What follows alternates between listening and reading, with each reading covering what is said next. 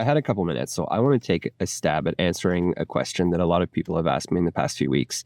And the question is, why am I still a Christian? I think as I answer this question, I'm going to have an answer that makes absolutely nobody happy. So if you are practicing Orthodox Christianity of some sort, and I don't mean Greek Orthodox, I just mean generic, big, small c Catholic Christianity, you might not like this answer. So you've been warned. I really don't expect the evangelical fundamentalists I grew up with to like this answer, because when I was young, I wouldn't have considered my current self a Christian either. But here we go. First of all, I straight up lost my faith in seminary. So I had gone in as an evangelical fundamentalist, and as I've talked about in other videos, I went looking into the Bible, hoping to find some understanding as to where it came from and why we have it. And I ended up totally realizing that the idea of biblical inerrancy is a 20th century construct, that it was deeply problematic, that the Bible has a lot of problems in it, contradictions, historic inaccuracies, all of those things. So my faith fell apart for a little while. And there was a couple moments that I remember as being really critical to getting me back towards faith. And I'm going to share those with you. So the first thing I remember was actually something that I was told by an Anglican chaplain at the seminary I went to. So I had just finished defending my master's thesis, and I was thinking about going to do a PhD. I had already gone through a crisis of faith, and I couldn't necessarily see the point of doing a PhD. And he said to me something I'll never forget, and maybe it just was because maybe it was just because it kind of spoke to my ego, but anyway, here it is. He said, God has given you a brain, and you should go and use that brain to study. And I know this may seem ridiculous, and like I said, I know you can see the ego there. Maybe it was just what I wanted to hear.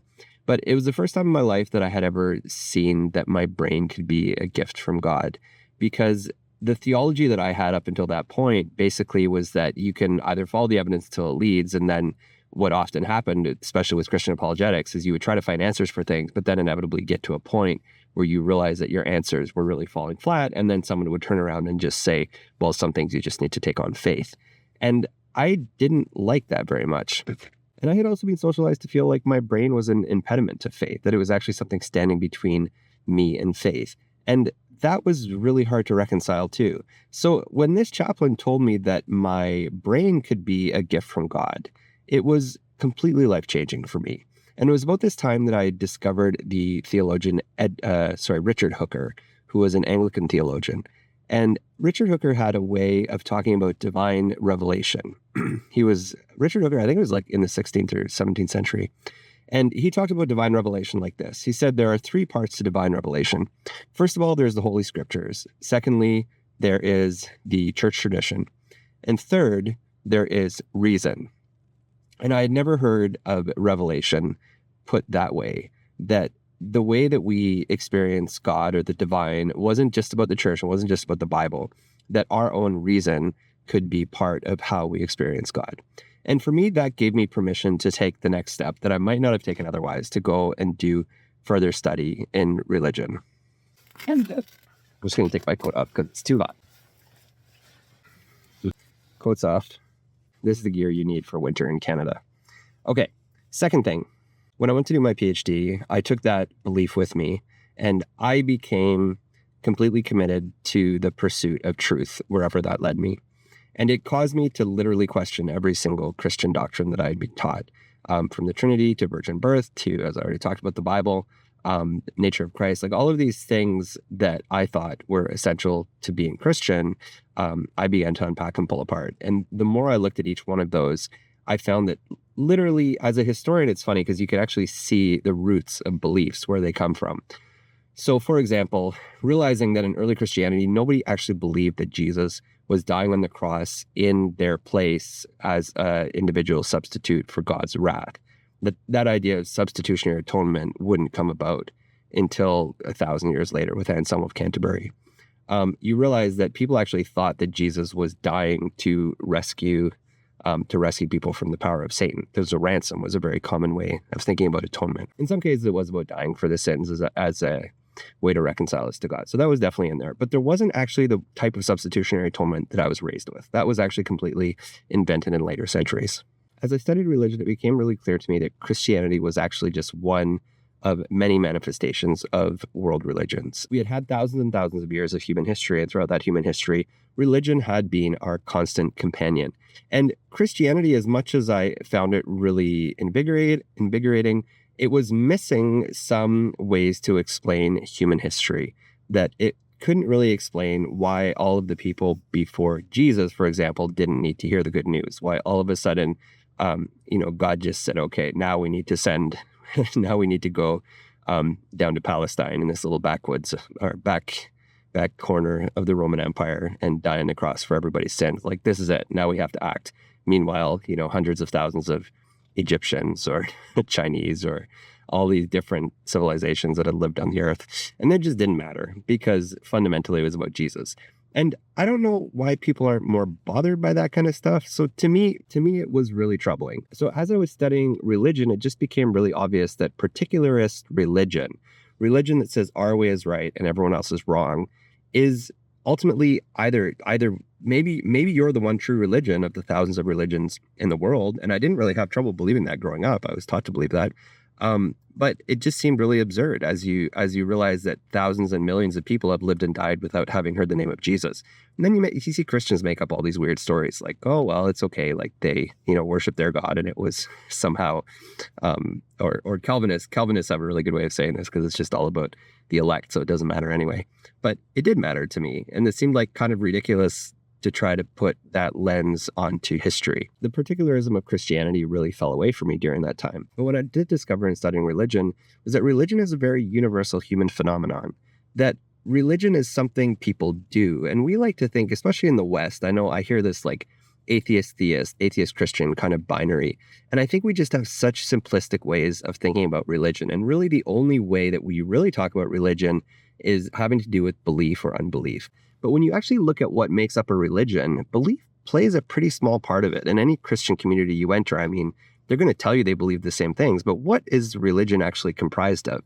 Well, it's a group of humans coming together, probably doing some kind of rituals, maybe having some kind of shared experience. It might be a mystical experience that they can't explain. It might just be kind of a routine experience that is connected to something they've done traditionally.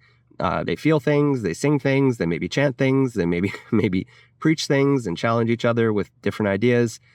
Sometimes you get really wild groups of religious people who will do things like glossalia, speaking in tongues, which is done by groups of people all over the world, not just Pentecostals. Surprise, surprise, that like the vast majority of cultures, but a lot of different cultures around the world have forms of speaking in tongues. A lot of different cultures around the world have people gathering and experiencing some kind of mass sensation of something happening, of something mystical. What I began to realize as I looked at this is that religion is really just maybe part of being human. And even though for an atheist to think like, oh, I'm not religious because I don't believe in God, like that may be true, but chances are you still have rituals, and chances are you still have a community you belong to somewhere, and chances are you still have different ways to construct identity, and you may even have underlying beliefs. You may have all the things that we use to make up religion. Even an atheist has most of those things short of a belief in divine. And like I said, in the practice of religion, that belief in the divine doesn't really play much of a part of it. I remember reading the work of, I think it was ethnosymbologist, I'm not saying ethnosymbolist, Anthony Paul Cohen, who famously talked about symbols and said that one of the cool things about symbols, like a Bible, for example, for Christians, is that symbols really function to make people think they're in agreement about something, even though they are not. So there's not really any way to look inside of somebody's brain and see if they think the same thing as you, but you can, go to a ritual and experience it together, and you're going through something together. So I came to see religion as just a fundamental human activity. And I had gone through a deconversion, and I spent some time as an agnostic/atheist. And I kind of thought that, and I kind of ended up thinking that, first of all, defining myself by belief or unbelief is a really stupid way to live my life, because life is more complex than just whether or not you believe in a deity, that there's a lot more to do with religion that you are either giving up or, embracing if you either take or leave it. That was one thing.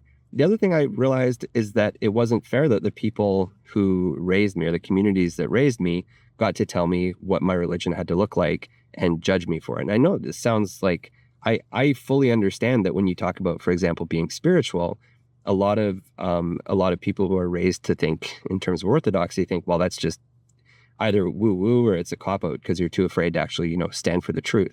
And actually, I think that different forms of spirituality or different forms of agnosticism or just being open to the unknown is one of the most sincere forms of truth we have, that there's a certain cowardice in black and white thinking that is really remedied by being humble and being, there's a power in being humble and being epistemologically, epistemologically humble was what somebody told me once, that Christians lack epistemological humility sometimes.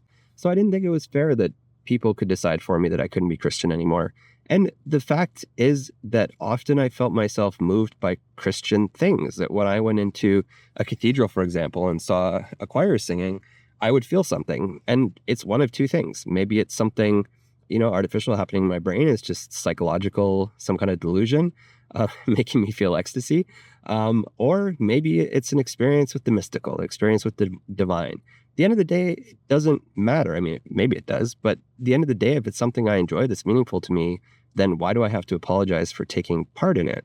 And fundamentally, what I came to believe is that doing that, taking part in religion, experiencing religion is not actually about believing the right things. And for me, it's not even really about connecting to the divine, I'm sorry to say, although as an agnostic, I'm kind of open to the idea. But for me, experiencing religion is just a way of being human. This is something that my ancestors believed, and they didn't have the luxury of studying all the things I get to study and reading the Bible in Greek and Hebrew. Most of them were simple working class people who lived and died by connecting to this faith. When I go to a place of worship, I feel a sense of history there. I feel a sense of community. I feel a sense of ritual. And yes, I even feel a sense of openness to an other, whatever that is. And, at the end of the day, why do I need to judge if that other is there or not? Why do I need to judge if it's real or not? I can experience what there is to experience and keep myself open to the possibility while recognizing that taking part in, some kind of religious experience, religious ceremony, whatever it is, usually it's church, for me is a way of connecting to being human. And that when you have this thing, religion, that every single human, as far as we know, up until the 20th century, well, I'm going to say every single human has practiced religion. Every single human does practice religion, because even atheists take part in a lot of things that we would now call, that a religious studies scholar would call religion. So let's say pretty much every human has practiced elements of religion. Religion is also artificial. There's a whole other video I should do here, but religion is actually artificial, and it's a way that we map the world and map behavior. I kind of talked about that already, but it's worth identifying that we actually say religion isn't really anything as religious studies scholars. But since we're using the word, I think there's a really good case to be made that religion is just part of our anthropology, that it's really just part of being human. And for me, embracing religion and practicing it is a way of practicing being human. So it's almost like a bit of a humanist type of approach to religion, that for me, it's just a way of embodying who I am and connecting to my past and being open to the possibility of something deeper and further, like deeper beyond myself, that could be the divine. And that, in essence, is why I still go to church. That's why I still call myself a Christian. Not because I think that Christianity is the universally right tradition over and above every other religious tradition, but because it's my tradition. So Christianity is basically my language for, divine things such as they are. Christianity is basically part of the way that I know how to be a human. If I was raised in a different culture, I would probably be in a different religion. But here I am, I'm in Christianity, and it's meaningful to me, and I value it. So if you've come to a point in your life where you're 30 or 40 or 50 or 60, I realize I have a lot of 6-year-old viewers. If you've come to a point in your life where you feel like you can't actually connect to this part of humanity, whether it's because people have bullied you out of it, which does happen, whether it's because you feel like you can't believe the right things and therefore you can't belong to a religious community, which is too bad. If you come to a point in your life where you feel like this is worth exploring and worth valuing, to me, it's like, why not explore it? Why not see what's there? Why not let yourself enjoy it without the pressure to feel like you need to check all the belief boxes? And the answer is usually to find a faith tradition that will let you do that, and to find some kind of, for me, it's a church, but it doesn't have to be a church. I don't really care what religious tradition you follow, but find a religious tradition that lets you explore how religion makes you human. That, to me, is worth it. And I'm fully expecting to get yelled at a lot in the comments for this one, because by God, it's only our religion if you can say, I am the way, the truth, and the life. No one comes to the Father but by me.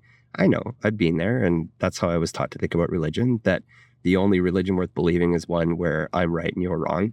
That's kind of a simplistic way of thinking. And I think if you're really an adult and you really look at the world, you realize that it's really hard to justify that kind of belief and to maintain it. And a lot of people go to a lot of work to maintain that kind of black and white thinking.